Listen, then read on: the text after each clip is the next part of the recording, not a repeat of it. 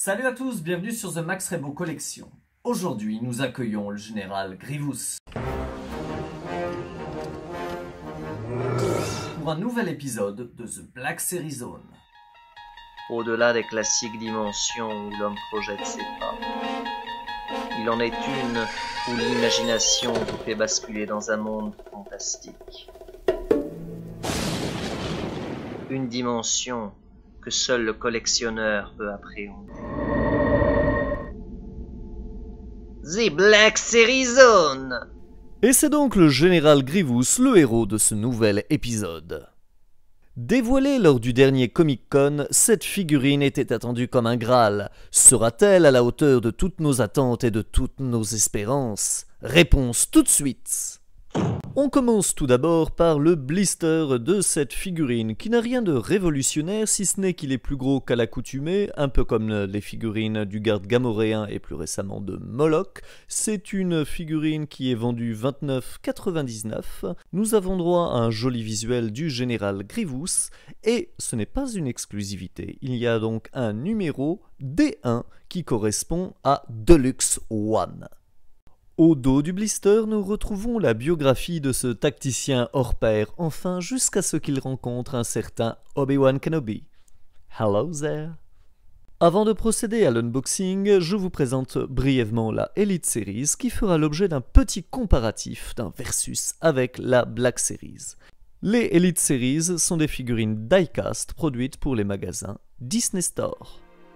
Mais trêve de bavardage, voici quelques photos pour nous mettre l'eau à la bouche et nous allons tout de suite débuter cette review par un focus sur les accessoires qui accompagnent cette Black Series.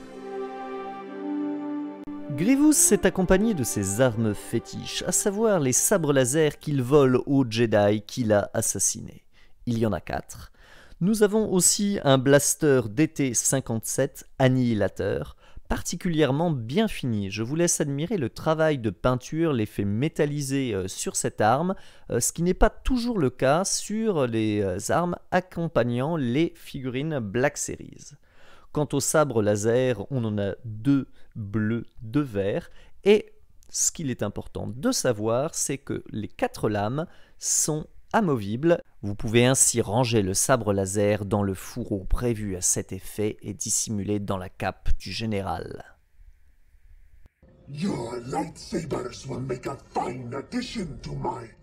Détaillons maintenant cette figurine et on va commencer direct avec le point faible. Et oui, on est comme ça chez Max Rebo, la cape de la figurine. Alors non pas qu'elle soit particulièrement ratée, hein, elle est plutôt de belle facture, c'est doublé, les couleurs sont celles du film, mais c'est cette foutue attache qui est énorme. Et effectivement, visuellement, c'est pas hyper réussi. Surtout qu'il n'y a même pas de clips, comme vous remarquez, la cape ne peut pas s'ouvrir, c'est cousu. Donc ça fait un gros truc pour un résultat quelconque. Bon. Il faut faire du costaud parce que n'oublions pas que même si c'est une figurine de collection, c'est aussi un jouet et les 4 ans et plus pourraient peut-être l'abîmer. Cependant, détail sympa que vous avez déjà entreaperçu, les fourreaux qui permettent de ranger les sabres laser volés aux Jedi assassinés.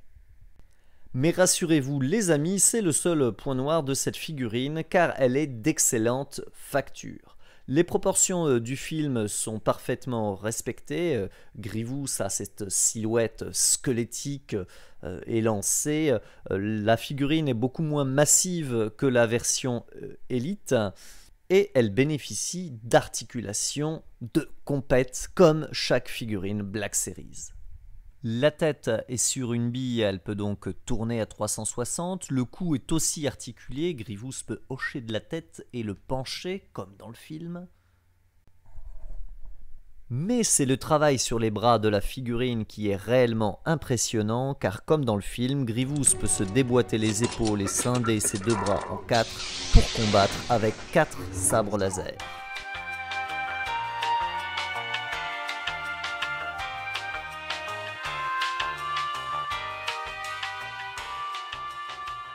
Et pour les remettre, rien de plus simple, il suffit de clipser les 2 parties. Le résultat n'est pas 100% parfait, mais c'est quand même vraiment pas mal. On a un Grievous à 2 et 4 bras en une seule figurine.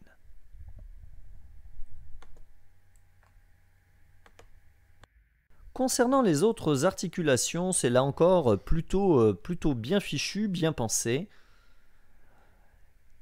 Les pattes griffues de Grievous tourne et également se plie. Il y a une articulation au niveau de ce qui est une sorte de cheville. Hein, bon.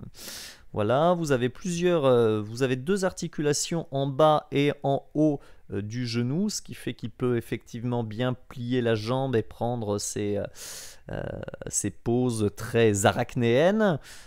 C'est articulé également au niveau de la hanche. Alors bon, il y a moins de fonctionnalités qu'habituellement, hein, ce qui s'explique car Grievous a une morphologie très particulière et comme je l'ai dit tout à l'heure, très squelettique. Ça reste quand même, je pense, une figurine fragile. Mais il faut noter que contrairement à la Elite, il tient debout. Et ça, c'est cool. En tout cas, c'est une figurine très sympa. Je vous invite maintenant à admirer quelques détails au niveau de la finition, au niveau de la peinture de cette figurine qui sont plutôt réussis. On commence par une insert sur sa petite griffe où vous avez des effets métalliques un peu sur toute l'armature.